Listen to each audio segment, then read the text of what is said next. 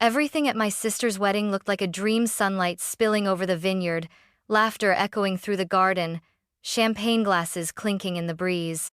But on day 3, as we sat smiling through the post-wedding brunch, my husband leaned in and whispered something that made my blood run cold.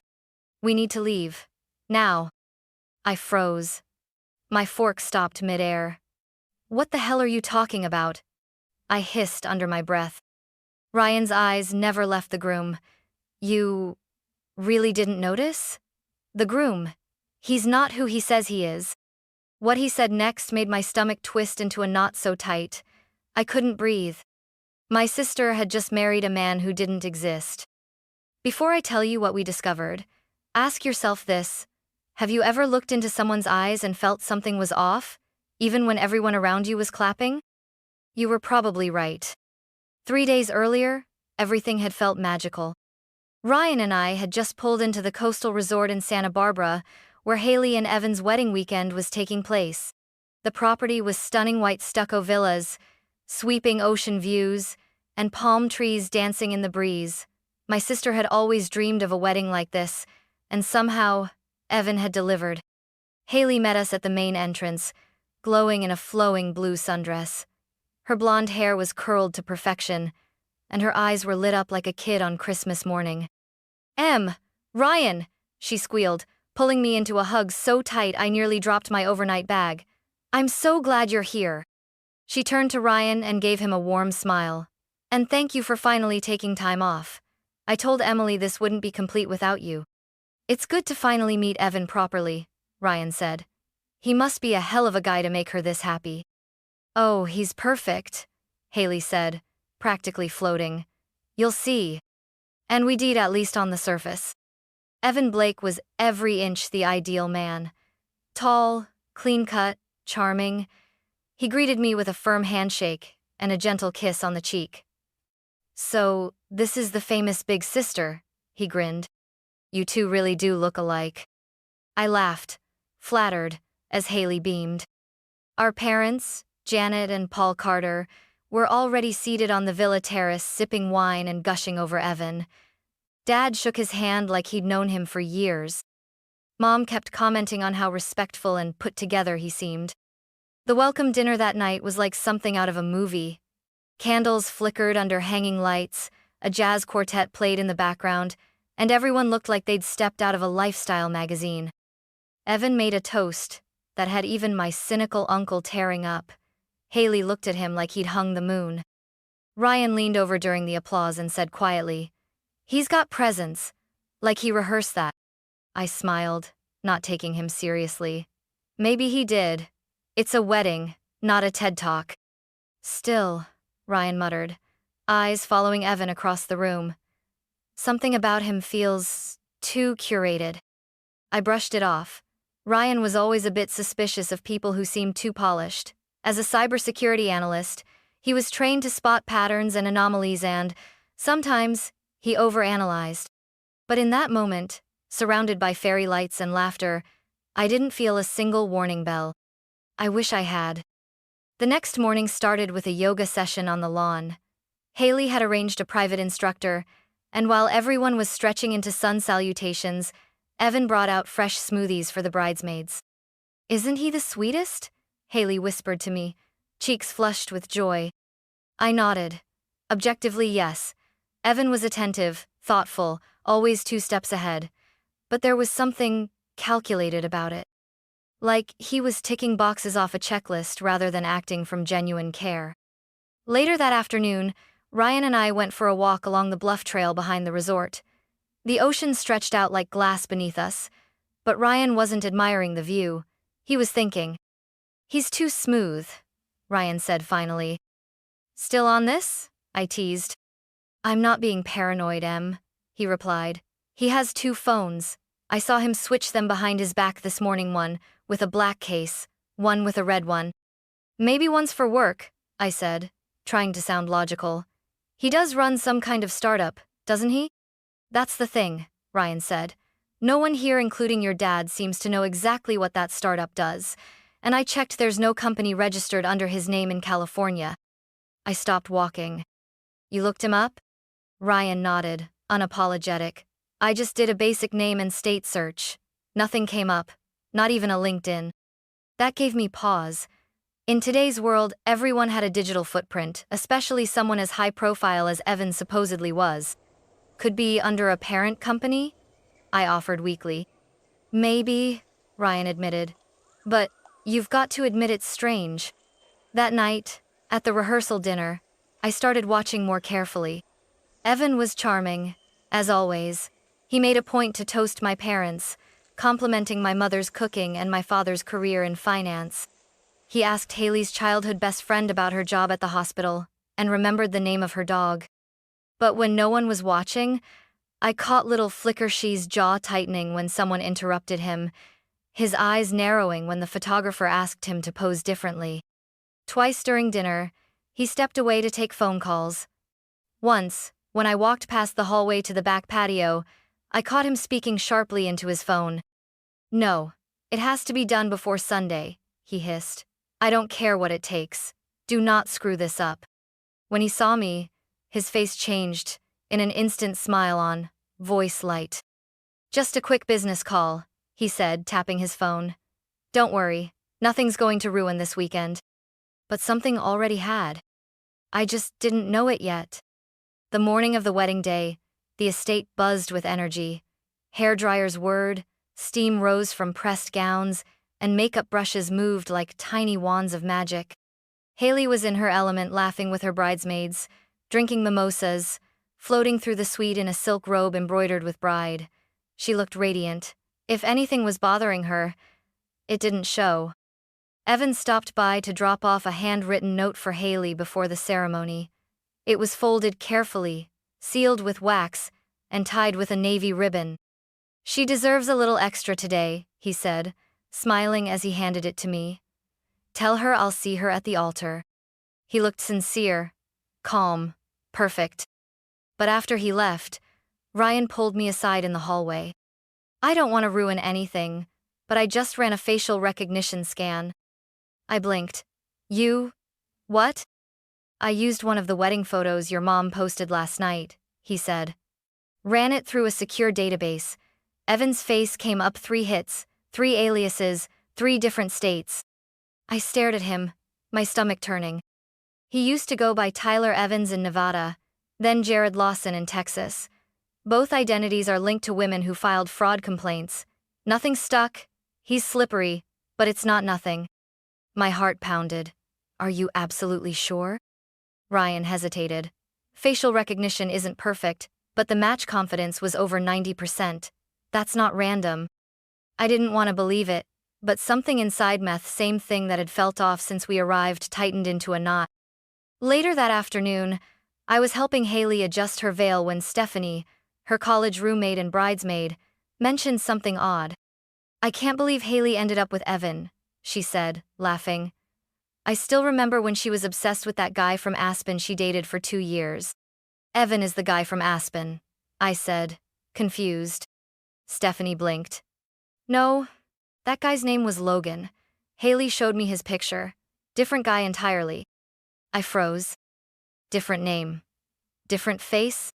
When I tried to bring it up gently to Haley, she just laughed it off. "Steph's always mixing up names. Evan and I met in Aspen, but it was through mutual friends. She probably got details crossed." She was glowing, happy, hours away from walking down the aisle. I didn't press it. But later, while walking past the groomsmen's suite, I heard Evan again, his tone clipped and sharp. "I said no contact until Monday. If she finds out now, we're screwed." He paused. "Yes, the accounts are ready. I just need one more meeting with her father. Then we're out." He didn't notice me. But I noticed everything. His voice wasn't just cold, it was strategic. And for the first time, I knew. He wasn't just playing a role. He was executing a plan. After what I overheard, I didn't sleep much. The next morning, while Haley was off taking portraits with the bridal party, I cornered Ryan on the terrace. "You were right," I whispered. "I heard Evan last night. He was talking about accounts, about her father, like, this is some kind of setup." Ryan's face darkened. "That confirms it. And guess what else? I dug deeper. The startup Evan says he runs? Still nothing. But the alias Jared Lawson had an LLC registration in Texas dissolved a year ago after a woman filed a restraining order. I rubbed my temples. Why is he doing this to Haley? He's not, Ryan said grimly.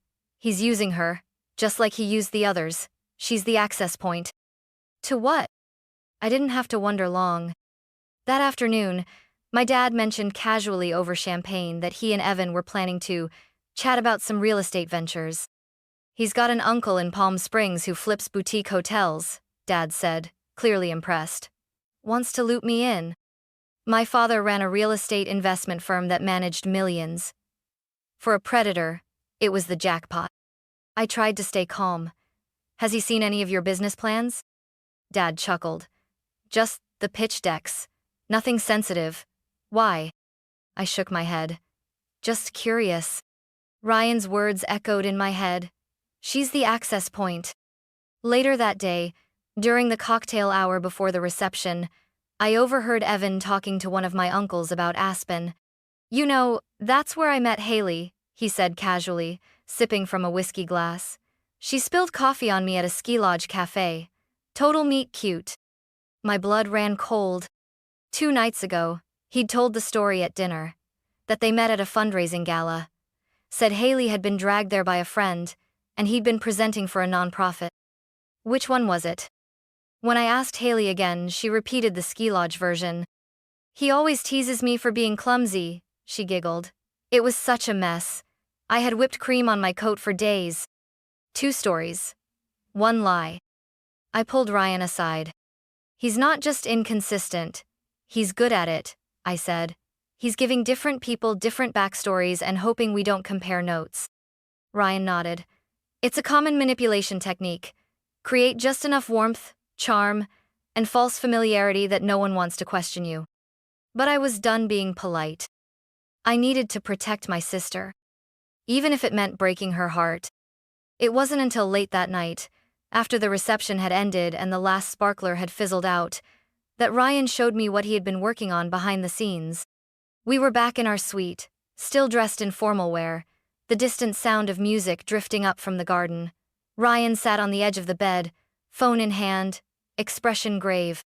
I didn't want to ruin the day, he said softly. But it's gone far enough. You need to see this. He opened a secure folder on his phone photos, legal documents, screenshots. First, a driver's license, Jared Lawson, Texas. Then another, Tyler Evans, Nevada. Same face, different names. Next came screenshots of financial complaints, 2 Reddit threads, a local news article. The headlines made my heart sink. Man accused of romance investment scam, vanishes after pocketing, $150K. He promised me forever, 3 women speak out on same man using multiple names. I scrolled further. One of the women had even posted screenshots of text, same writing style, same emojis, same phrases Evan used with Haley. I ran reverse searches on his engagement photos, Ryan said. Found a match with a Facebook account under a 3rd name, Michael Dean from Arizona. That account was deleted last week. I stared at the phone, numb. Why isn't he in jail? No one pressed full charges. He plays the gray zone. No direct threats. Just charm, manipulation, and access. He gets what he wants: money, status, connections, and disappears before people realize the damage. I wanted to scream. Not just because my sister had married a stranger, but because she had fallen so hard, so fast, so blindly. How long do you think he's been planning this? I whispered. At least a year, Ryan said. He probably scoped Haley through her work or socials, saw her connections, researched your dad, then swooped in like a storybook prince. My hands shook as I held the phone. There were wedding photos, smiles, laughter, a man who didn't exist, staring back at me with eyes that suddenly looked empty.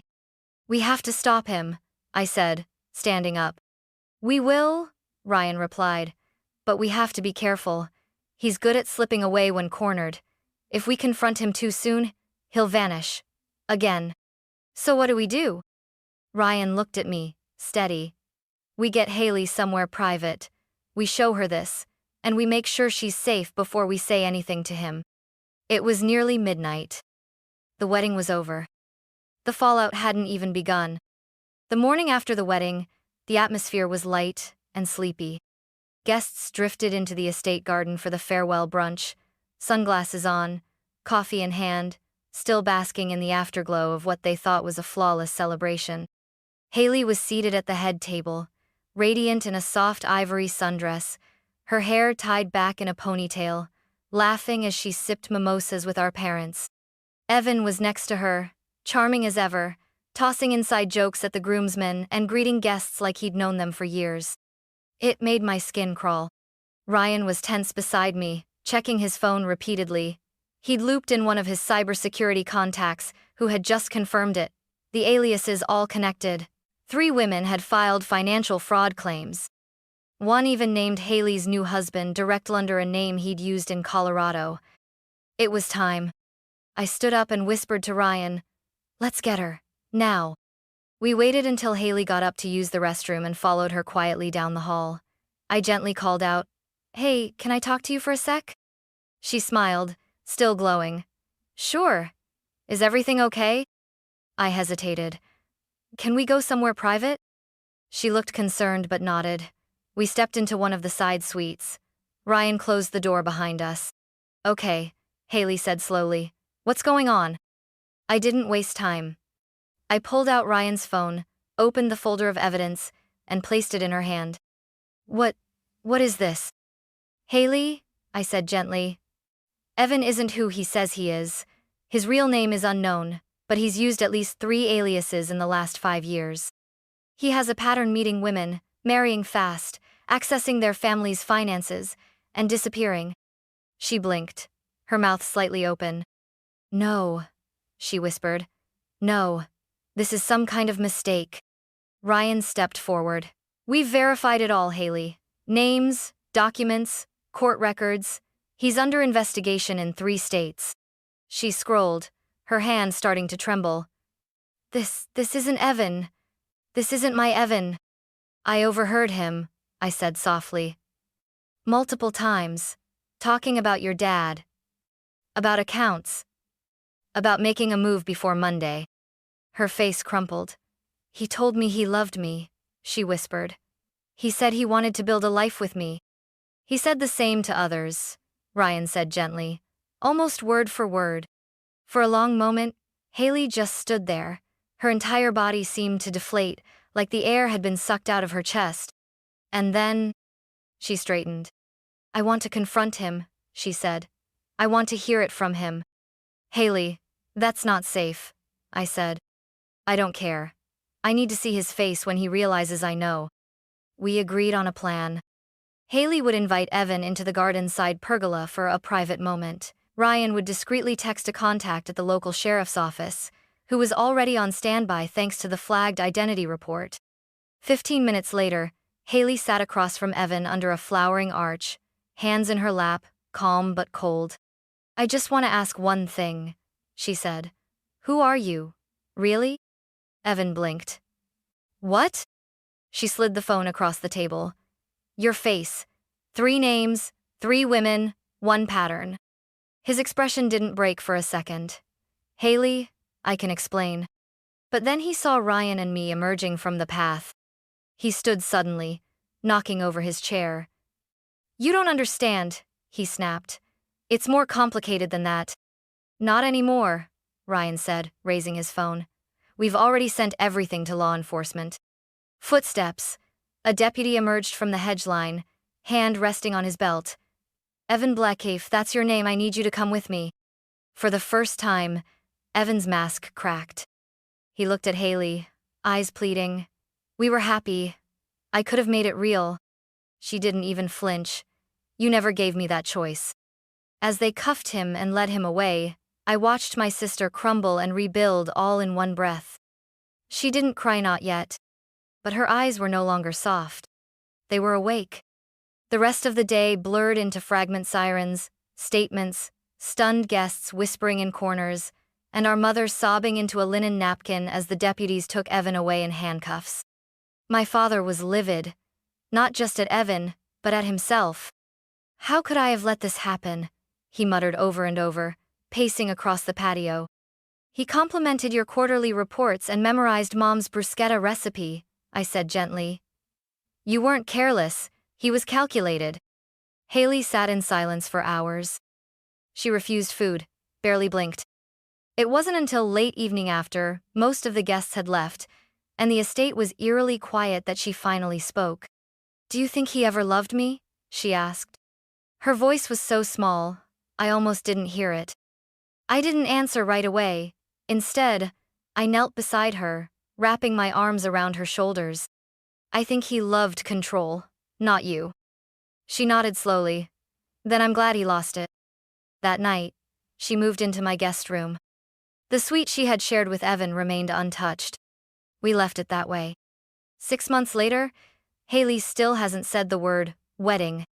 But she's been going to therapy twice a week.